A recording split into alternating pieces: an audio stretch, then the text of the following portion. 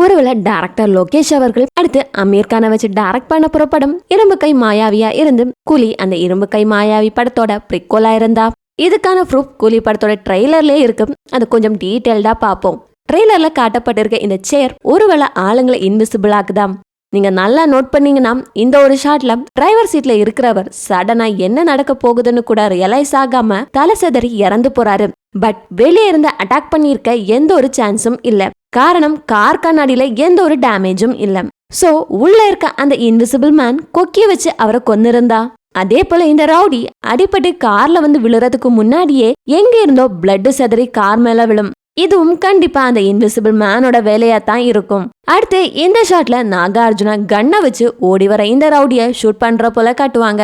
But நீங்க நல்லா notice பண்ணீங்கன்னா ஓடி வர அந்த ரவுடிக்கு தன்னை ஒருத்தர் இன்விசிபிளா இருந்து அட்டாக் பண்ண போறாங்கன்னு கூட ரியலைஸ் ஆகாம அடிப்பட்டு கீழே விழுறாரு. அதனால அந்த ரவுடிய ஷூட் பண்ணது கண்டிப்பா நாகார்ஜுனா கிடையாது. இதே ஃபைட் சீன்ல தான் நம்ம சூப்பர் ஸ்டார் அந்த பவுடரை எடுத்து ஏர்ல தூவி இன்விசிபிளா இருக்க அந்த ஒருத்தர் யாருன்னு கண்டுபிடிக்க ட்ரை பண்ணுவாரு. இதே இன்விசிபிலிட்டி ஹார்பர்ல ரவுடியா இருக்க எல்லாருக்குமே ஒரு பெரிய பிரச்சனையா இருக்கனால தான் சூப்பர் ஸ்டார் கிண்டல் பண்ணும்போது அந்த ரவுடி பயப்படுவாரு. இன்விசிபிளா இருக்க அந்த ஒருத்தர் கொக்கிய வச்சு சண்டை போடுற போல தான் நமக்கு தெரியுது.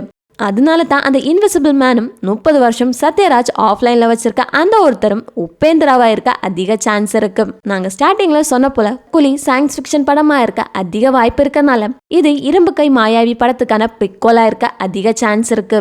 இதே போல கண்டென்ட்ஸ் பார்க்க டூடி டாக்ஸ் சேனலை சப்ஸ்கிரைப் பண்ணி சப்போர்ட் பண்ணுங்க.